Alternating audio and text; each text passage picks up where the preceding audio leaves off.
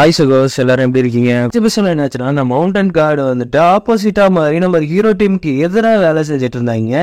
ஏன் இப்படி வேலை செய்யறாங்க, வில்லன் பக்கம் ஏன் போனாங்க அப்படின்னு பார்த்தா, அவரும் ஒரு டிராகன் கார்டா தான் இருந்திருக்காரு. அந்த மவுண்டனை வந்துட்டு அவரு தான் பாதுகாத்துட்டு வந்துட்டு இருக்காரு.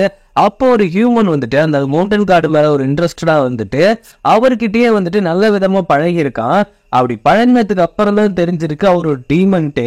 அவர் ஒரு டீமனுங்கிற ஒரே விஷயத்துக்காக அவ்வளோ நல்லா பழகிறவன் தன்னோட ஸ்டூடெண்டா பார்த்த ஒருத்தன் திடீர்னு அவங்களுக்கு ஆப்போசிட்டா மாறி அவரையே துன்புறுத்த ட்ரை பண்ணியிருக்காங்க.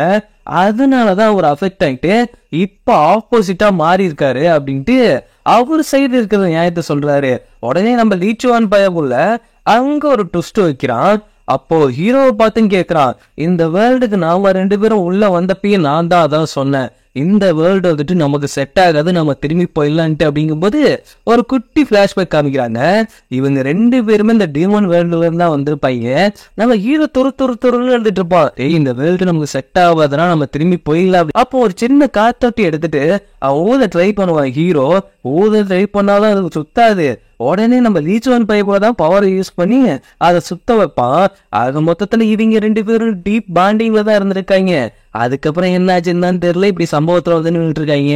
எபிசோட்ல வந்துட்டு நீங்க எதிர்பார்க்காத பல விஷயம் நடக்கும். எனக்கு மோஸ்ட் ஃபேவரட் எபிசோட்னு இதை சொல்லலாம். முடிஞ்ச அளவுக்கு எமோஷன்ஸ் நான் கன்வே பண்ண ட்ரை பண்றேன். ஹீரோயின் சொல்றா, இந்த 2 வேர்ல்டுமே ஒரே வேர்ல்டு தான், இதுல எதுவும் டிஃப்ரெண்ட்லாம் ஒண்ணும் கிடையாது, நீங்க ஏத்துக்கிறது தான் அப்படி இருக்கு அப்படின்னு சொல்லும் போது, இந்த புலவர் மாதிரி பேசுறது எனக்கு சுத்தமா செட் ஆகாது, சீக்கிரம் முடிச்சு விடுங்க அப்படிங்கிற மாதிரி அந்த டிராகன் கார்டு கிட்ட சொல்றப்ப ஹீரோ அந்த இடத்துல ஒரு ட்விஸ்ட் வைப்பான் பாருங்க. சத்தி கொஞ்சமா எடுத்து அப்படியே அந்த டோருக்கு வெளியில இருக்கிற நம்ம ஜியோ கிட்ட அனுப்புவான். அவனோட வால்ல போயிட்டு அந்த சத்தி படும் பொழுது அப்ப 2 பேருமே மாதிரி ஷாக்கா ஒருத்தர் பாத்துக்கிறாங்க. என்ன விஷயம்னா, ஹீரோ இதுக்கு முன்னாடியே பிளான் போட்டு வச்சிருப்பான், கண்டிப்பா இந்த தடங்கள் வந்து நமக்குள்ள நிக்கும். அது மட்டும் இல்லாம நான் ஃபர்ஸ்ட் இங்க என்டர் ஆகிறப்ப டிராகன் கார்டோட எனர்ஜி வந்துட்டு அதுவும் நெகட்டிவ் எனர்ஜி அதிகமா இருந்தது. அவர் மேல எனக்கு நம்பிக்கை இல்லை, நாங்க 2 பேரும் ஒன்னா போக போற நேரத்துல ஏதாவது ப்ராப்ளம் அவரால் வந்தா நான் உங்களுக்கு சிக்னல் கொடுக்குறேன் அப்படிங்கிற மாதிரி சொல்லியிருப்பான். அதை எப்படி கொடுப்பீங்க அப்படின்னு கேட்கிறப்பதான், இந்த மாதிரி ஒரு டிராப் மட்டும் என்னோட சக்தி எடுத்து உங்களோட வாளோட மெர்ஜ் பண்ணுவேன், அப்படி மட்டும் மெர்ஜ் பண்ணா இங்க பிரச்சனை இருக்கு அப்படின்னு தெரிஞ்சுட்டு நீ அங்க ஒரு விஷயம் பண்ணும் அப்படிங்கிற மாதிரி ஹீரோ சொல்லி அமைச்சிருப்பான். அது என்ன விஷயம்னா, அவன் வெளியில இருக்கிறவங்களை சமாளிச்சுக்கிட்டு நம்ம யான்டி பையவுலயே உள்ள அனுப்புறது. ஏன்னா இவன் மவுண்டன் கார்டோட வாரிசு தானே, அவனால அதை ப்ரொடெக்ட் பண்ணிட்டு மறுபடியும் அந்த சத்திய மேல ஏற்றி அதை உடஞ்சு போயிருக்கிற அந்த பைஸ் கார்டோட எல்லாத்தையும் சரி பண்ண முடியும் அப்படிங்கிறத ஹீரோ நம்புறான். அதனால இவங்க இப்படி பிளான் போட்டா நாம இப்படி பிளான் போடணும் அப்படிங்கிற மாதிரி அவன் பக்காவா அங்க வச்சிருப்பான். அதே மாதிரி அங்க என்ன பண்றாங்கன்னா, யான்டி பையவுலய உள்ள வச்சுட்டு வெளியில வந்துட்டு நம்ம ஜியோ வந்துட்டு பயங்கர மாசா சண்டை போட்டுட்டு இருக்கான். ஆஞ்சி போயிட்டு உள்ள போயிட்டு அவங்க தாத்தாவுக்கு ஹெல்ப் பண்ணி மறுபடியும் அந்த ரொட்டேஷனை வந்துட்டு இவன் ஆன் பண்றான். மறுபடியும் அந்த வேர்ல்டு வந்துட்டு இணையற மாதிரி போறப்ப நம்ம லீச்சுவான் பையபோல செம்ம கடுப்பாயிட்டு டிராகன் கார்டுகிட்ட என்ன சொல்றாங்கன்னா, இதை முடிச்சு விட்டுற வேண்டியதா அப்படிங்கிறப்ப அந்த ஆளோட பவர் என்னன்னா, இருக்கிற ஒட்டுமொத்த அந்த பிளட் மூன் பவர் அப்படின்னு ஒண்ணு சொல்லுவாங்கல்ல, பிளட் மூன் வரப்போகுதுன்னு ஹீரோ பயந்துட்டு இருப்பான்ல, அந்த விஷயத்த சீக்கிரம் வர மாதிரி அந்த ஆளோட பவரை யூஸ் பண்ணி அங்க இருக்கிற சிச்சுவேஷனை மாத்தி பிளட் மூனா மாத்துறாங்க. வெளியில நம்ம ஜியோ கூட சண்டை போட்டுட்டு இருந்தாங்களே அந்த டீமன்ஸ், அவங்களும் அப்படியே ஸ்ப்ரெட் ஆயிட்டு அவங்க எனர்ஜி ஃபுல்லா நம்ம ஹீரோ கிட்ட போகுது. அதாவது இருக்கிற மொத்த டீமன் எனர்ஜியும் நம்ம ஹீரோ அப்சர்வ் பண்ண ஆரம்பிச்சுக்கான். அதே நேரத்துல நம்ம குட்டி பையனும் ஹைரோவும் ஒரு இடத்துல வந்துட்டு மயக்கத்துல இருந்து எழுந்திருக்கிறாங்க. என்னன்னா, இவ தேடி போயிருப்பா ஒரு இடத்துக்கு, அப்படி போகும்போது அவன் மயக்கம் போட்டு விழுந்திருப்பா, பின்னாடியே குட்டி பையனும் போயிருப்பான், அவனையும் மயக்கம் போட வச்சிருப்பாங்க. ஆக மொத்தத்துல இப்ப பிளட் மூன் வந்ததை அவங்களும் புரிஞ்சுக்கிச்சாங்க. ஜியோ கூட சண்டை போட்டுட்டு இருந்த டீமன்ஸ் எல்லாம் அப்சர்வ் ஆகி உள்ள போனதுக்கு அப்புறம் அவன் பயந்தடிச்சு உள்ள ஓடி வந்து பாக்குறான். ஹீரோ ஃபுல் டீமனா மாறி நிக்கிறான். நம்ம டிராகன் கார்டு இருக்கான்ல, அவன் கிட்ட வந்துட்டு லீச்சுவான் பைபிள் ஒண்ணு சொல்றான், இத மொத்தமா முடிச்சு விட அப்படிங்கிறப்ப அவன் என்ன பண்றான்னா, அவனோட பவரை யூஸ் பண்ணி நம்ம ஹீரோயினை ஒரு அட்டாக் பண்றான். நம்ம ஜியோ புல்ல தடுத்து அவரை சேவ் பண்ணிட்டு இருக்கும் போதே அந்த போர்ட்டல் அட்டாக் பண்ணி அதை டெஸ்ட்ராய் பண்ணிடுறான். இந்த புல்லாங்குழல் இருக்கும்ல ஹீரோயின் வச்சிருப்பால, அது பிரேக் ஆகி உடையுது. அந்த நேரத்துல நீச்சுவான் பைப்புல ஒரு இடத்துல விலங்கு போட்ட மாதிரி தானே அரெஸ்ட் ஆயிருப்பான். அவன் மத்தவங்க பாடிட்டு தான் இப்ப வந்திருந்திருப்பான் ஒவ்வொரு டைமும். ஆனா இப்பதான் அவன் ரிலீஸ் ஆகுறான். அதாவது அந்த பைஸ்கார்டோட அந்த புல்லாங்குழல் உடஞ்சதுக்கு அப்புறம் தான் அவன் ரிலீஸ் ஆயிட்டு அவன் சக்தி மொத்தமும் வந்து அவன் மாசாவது என்ட்ரி கொடுத்து நிப்பா பாருங்க. உண்மையிலேயே வில்லத்தனம்னா இதுதான். அதை விட வில்லத்தனம் இனிமேல் ஹீரோவுக்கு இருக்கும் பாருங்களேன். கீழே இறங்கி மாசா வந்துட்டு ஃபர்ஸ்ட் அவன் போட்டு தள்ளுற ஆளே அந்த டிராகன் கார்டு தான். ஏன்னா அவனோட அவன் பவரா இருக்கான்ல, அவனோட பவரை பிடிச்சிட்டு அவன் பிளைண்ட் ஆக்கி அப்படியே அங்க சாட்சி போட்டுருவான். இதை பார்த்தோன்னே ஜியோ பாயம்ல செம்ம கடுப்பாயிட்டு நம்ம லீச்சுவான அட்டாக் பண்ண போறப்ப அவன் 2 விரவாக தடுத்து விட்டு, எப்பா நீ ரான்சைட் கோல் போட்டுட்டு இருக்க, இப்போ உன்னோட வில்லன் வந்துட்டு ஹீரோ பயப்புள்ளதான், அவனை தான் நீ கொல்லணும் அப்படிங்கிறப்ப அவ எவ்வளவோ சொல்லி பாக்குறா ஹீரோயின், இங்க பாரு அப்படி பண்ணாத, அப்படி மட்டும் பண்ணிடாத, இல்ல அவனை என்னால மட்டும்தான் கொல்ல முடியும், இந்த நேரத்துல அவனை கொன்னாதான் நாம உயிர் வாழ முடியும் அப்படிங்கும்போது ரீச்சான் வந்துட்டு, நீ என்ன இவனுக்கு போயிட்டு இவ்வளவு பறிஞ்சு பேசிட்டு இருக்க, நான் தான் உன் மாஸ்டரை கொண்டு இருப்போம், உன்னை அவன் தான் காப்பாத்திருப்பான் அப்படிங்கிற மாதிரி தானே நினைச்சிட்டு இருக்க. ஆனா உண்மை என்ன தெரியுமா, உன்கிட்ட இருந்து மெமரியை எரேஸ் பண்ணி வச்சிருக்காங்க, அந்த எரேஸான மெமரி உனக்கு வேணுமா அப்படின்னு கேட்கும்போது ஹீரோயின் ஷாக் ஆகுறா. அவனோட சக்தியை பயன்படுத்தி ஒரு லீஃப் மாதிரி வர வச்சு அதை ஹீரோயின்ட்ட கொடுப்பான் பாருங்களேன். அதுல என்ன நடந்திருக்குன்னா, நம்ம லீச்சுவன் பயலைக்கும் ஹீரோயினோட மாஸ்டருக்கும் செம்ம ஃபைட் நடந்திருக்கு. எதனாலனா இவன் டீமனா வந்திருக்கான், அது மட்டும் இல்லாம ஈட்டிகளா வந்திருக்காங்க நம்ம உலகத்துக்குள்ளார. அப்படி வந்தது மட்டும் இல்லாம இவன் நிறைய பேர்த்த கொன்னு இருக்கான். அதனால நீ இந்த ரூல்ஸுக்கு எல்லாம் அகைன்ஸ்டா இருக்கிற, இந்த ரூல்ஸை போட்டது யாரு, 2 உலகமும் இப்படி வெவ்வேறு மாதிரி இருக்கணும், நாங்க வந்துடுறதுக்கு இவ்வளவு கண்டிஷன் இருக்குன்னா இந்த இடத்துல ஏதோ மிஸ்டேக் இருக்குன்னு தானே அர்த்தம். அப்படிங்கும்போது நான் ஒரு காட் பைடஸ், அவங்க கொடுத்த வேலையை நான் பண்றேன், தேவையில்லாம என் வேலையில குறுக்க வராதுங்கிறப்ப இதை நான் மொத்தமா மாத்துவேன் அப்படின்ட்டு அவன் ஆப்போசிட்டா அடிக்கும் போது அவங்களை போயிட்டு அட்டாக் பண்ணும்போது நம்ம ஹீரோ வந்து தடுக்கிறான். தடுத்தது மட்டும் இல்ல, ரீச்சோவனோட பவரா அப்ப அவனால தாங்க கூட முடியல. அது மட்டும் இல்லாம அவங்க அந்த புள்ளங்களை வாசிச்சு லீச்சுவான லாக் பண்ணி வச்சிருந்ததும் அவங்க தான். இப்படி அவங்க ஹீரோ காப்பாத்திட்டு நிக்கும் பொழுது அப்போதான் அந்த பிளட் மூன் வந்திருக்கும்.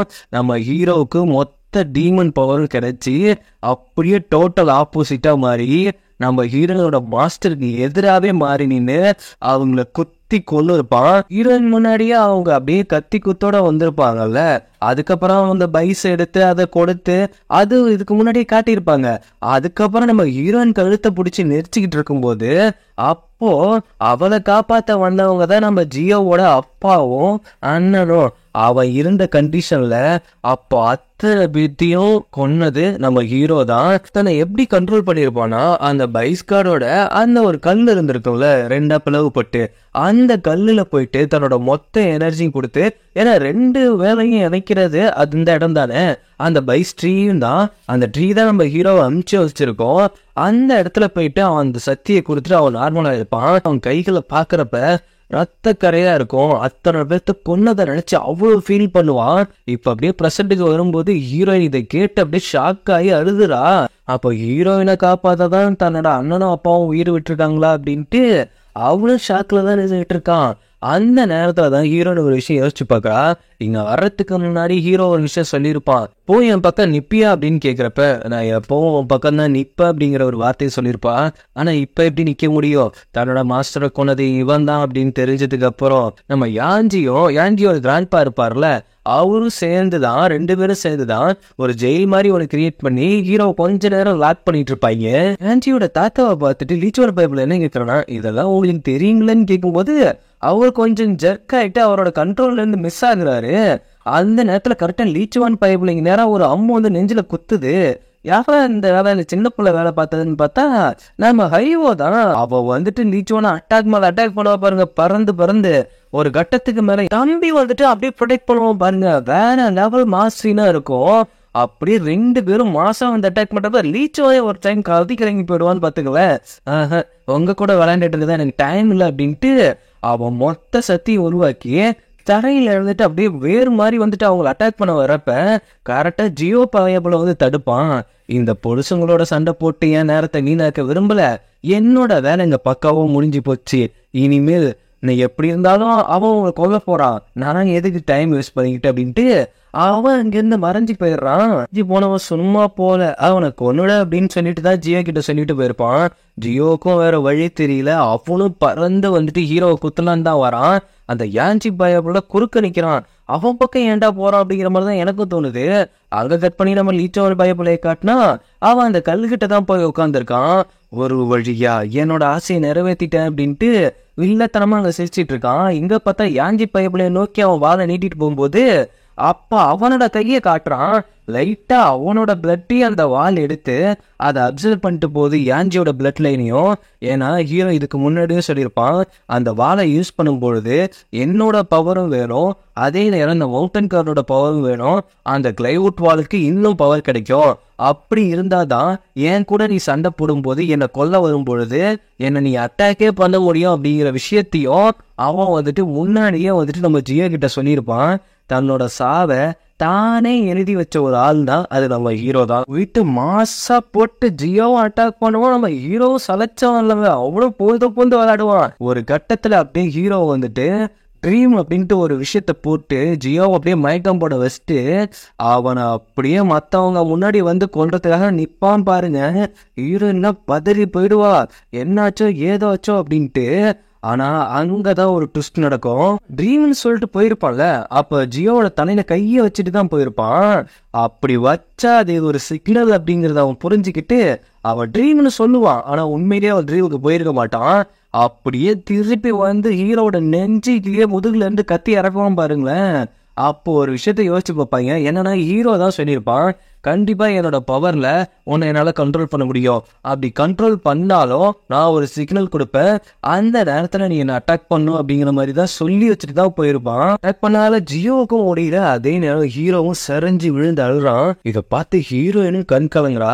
அப்போ ஹீரோ ஒரு விஷயம் சொல்லுவான் பாருங்களேன், அந்த யான்ஜியோட கிராண்ட்பா மவுண்டன் கார்டு இருக்காருல, அவரை பார்த்து இது உனக்கான டைம், நீ கொல்லு அப்படின்னு ஒரு வார்த்தை சொல்லுவான் பாருங்களேன்.